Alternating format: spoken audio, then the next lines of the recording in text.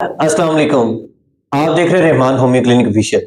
अगर नज़ला जुकाम और खांसी हो, इसके साथ में नाक मुसलसल बंद रहता हो, नाक की कोई भी साइड दाईं हो चाहे बाईं हो, और सूंघने की हिस्स भी खत्म हो जाए, तो इसके लिए होम्योपैथी मेडिसिन ट्यूक्रिम मैरम बहुत इफेक्टिव मेडिसिन है। इसको 30 पोटेंसी में यूज किया जाए।